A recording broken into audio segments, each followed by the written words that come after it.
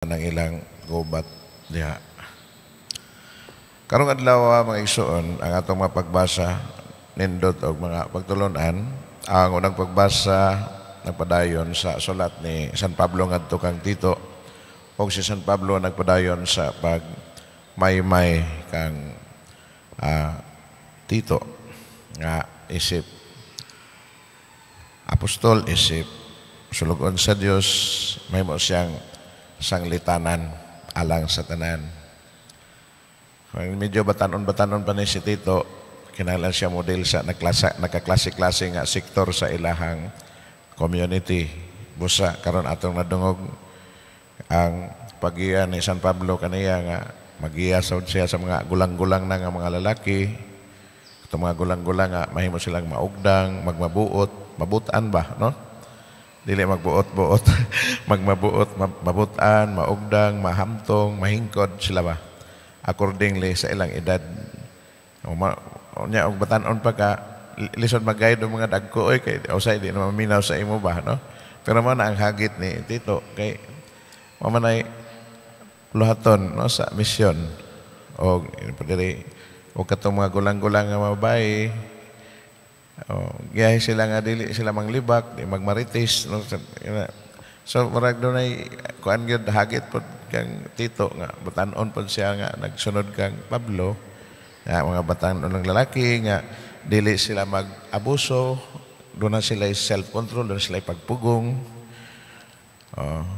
apil ang mga babae. So hagit ni kang Tito apan nindot lang yun nga naa kay mentor ba, no? Ako batanon ko nga pari, naa kay mentor nga hamtong na pod. Nindot sa una sa katong ako pa'y batanon, kay tiguang naman ko karon. Ang akong mentor si Anhin Father Gas Polong. Tong akong ikaduha nga kuraparuko. First na ako nga kuraparuko isip assistant si Father Ben Roquero. Nya ikaduha si Father Anhin Father Gas Polong. So ayo gito siya mo tambag no kanang akong pagka-istrikto sa mga dokumento sa atong simbahan, no, kanang sa bunyag, sa kasal. Dito gyud na nako nakuha niya kay minsan na og usa lang kasayop sa kanang mga dokumento nimo sa bunyag, sa kasal. Ay kadako kay nang problema sa future kay dugay kaayo ma-process bitaw sa ato ang diha sa PSA, dugay ma-process.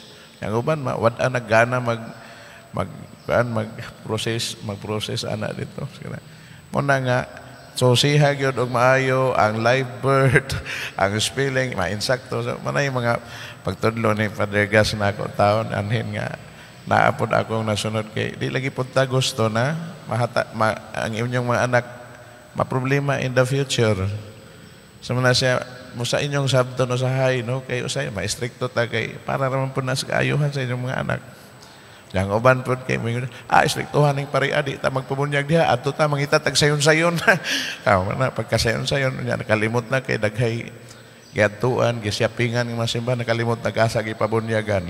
Naglisod gihapon pagkuhag live kanang birth certificate, baptismal certificate di na matultulan og asa sila nagpabunyag. Something ana ba? So mana ang batanon nga si Tito, gitambagan siya giyahan og maayo sa iyang mentor nga si Pablo. Apan ang pinaka-importante din dapita mga igsuon nga kanang keeping on the right track mo na iyang kuan. Tambag kang Tito nga kuang gyud as ikaw pod pakita sa imuhang sanglitanan nga manay sakto nga pagtudlo nga kung magtudlo ta ang atong kinabuhi mo example sa atong mga gitudlo makasunod ako. Okay po siya, no? Nya always ang reminder sa pagka-humble, humility. So man siya nindot po dihinga ko na atong makatunan makapanamin ta usay kung nata sa kanabitaw mga edad nga mga critical nga part sa atong kinabuhi. Na mga edad nato kanang 30 to 40 kinahanglan gyud tag mentors. Kakita ta, makapanamin ta sa kan. Ang 30 to 40 o 45, makasugat na tagkuhan ka ng midlife crisis. Pero di ta kakitaan na sa uban, yun sa nila paghandol. Lisod paghandol na, oy. Kay kausar ta mo agi sa ato ang panaw sa atong kinabuhi. Sama na siya. So kinahanglan ta mga mentors na to. Okay, Salmo 37. Ang kaluwasan sa matarong nagagikan sa Ginoo. Very important realization sa tubag karong adlaw sa atong Salmo. Ang atong kaluwasan nagagikan sa Ginoo. Ato na lang kay nagiapil, no? Ato nang giapil na lang atong kaugalingon bisan usay dili ta magtinarong ba. Hello.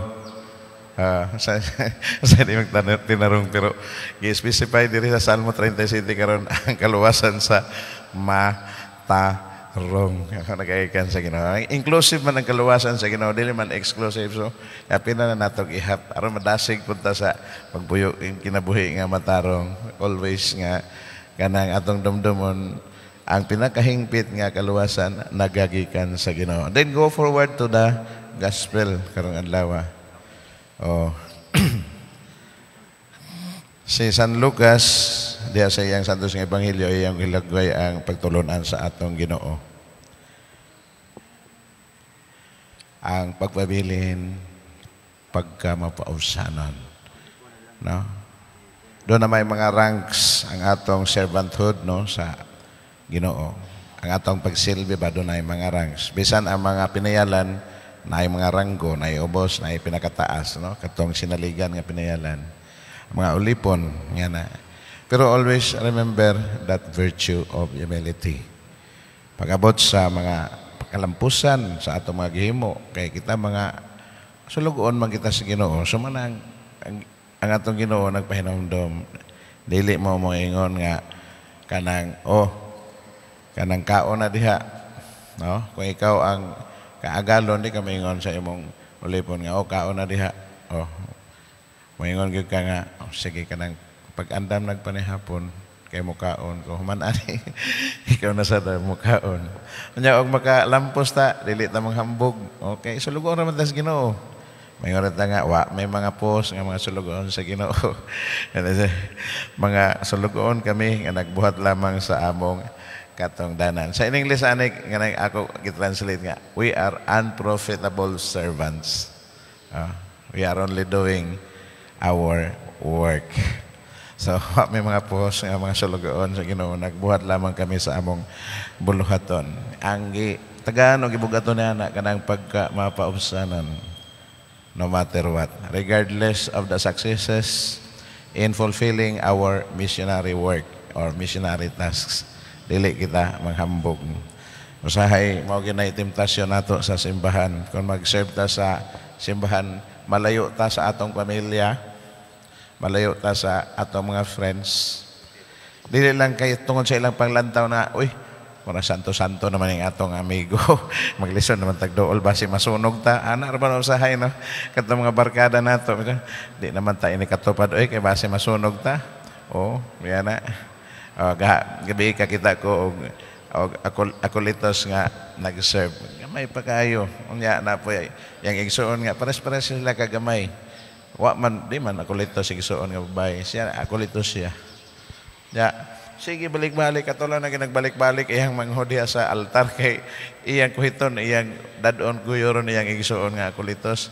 Wa gid tawo napansin ang manghoda na siya. Pagkahuma, kanang hapit naman misa akong gitawag akulitos, imo na tatog unitan ang kamot bisag ka usa lang. Kaya tama ang mo-develop man to siya kinang nga lahi naman ang akong kuya. Di naman siya di naman nato maduulan basta na anas Ginoo. Ana ba, no? So something, usay sa atong paglantaw sa gawas, nga na atong paglantaw. Unya kita po sa sud, mura siya dako po atong ulo. Pag-abot dito sa gawas, kanang na mga istorya-istorya, imo na lang po tanan istorya. Hello? Di ba? Kung makaserve tagyani, usay, mura ato na lang tanan istorya, mura kita na i-correct ba? Ang atong mga kauban ito, yung taon nga, ikaw taon sila mo simba, no? Kanang ordinaryo magsisimba, usay, di pamuhuman sa misa. Huwag mo simba, usay, ato rito sa gawas magbarog. So pag abot nato dito, pag na istorya-istorya, di na tamo, na break sa itong istorya. Kaya mura kita na i-correct. Saltihan na. Dako atong ulo. Hinumduman nato ang pagtulunan sa Ebanghelyo karon. Pag mapausanon karon nay. Bisan natay kalampusan. Bisan naatay mga, bisan faithful ang atong pag-serve sa Ginoo. Diba? So, ana na siya. Kay ang sunod ana, musokol na ta sa atong amo kung mudako na ang atong ulo. Kabantay mo, ana? Oo. Unay kasagaran ka, fire outan sa atong mga kauban. Nga, kanang mag-serve. Kay, musokol naman sa amo, sukol naman sa labaw. Kanang di na maminaw, kay nakatungtong naman, kasuway na magtungtong. Sumana siya diya, always maintain a humble heart before God and before others. Taas po ang tako i-share, pero mauragin na ato siguro kutob. Last point. Si San Josaphat, no, Ukraine, saint and martyr. Sa iyang gugma sa Ginoo, o sa iyang gugma kang Kristo, o sa iyang lawom nga pagtuo, o lawom nga pagpuyo sa gugma sa Dios, iyang gipuy-an gyud ang paningkamot nga mahiusa ang simbahan. Very important siya. No one can really succeed in that kung dili kita humble sa atong kaugalingon. Walay mo dool nato kung mapahita sa unta. Pero mas daghan ang mo hangop nato og naata sa ubos. Kay dili sila makaingon sila kaugalingon na ulisod ang pagkauhat ning tawhana.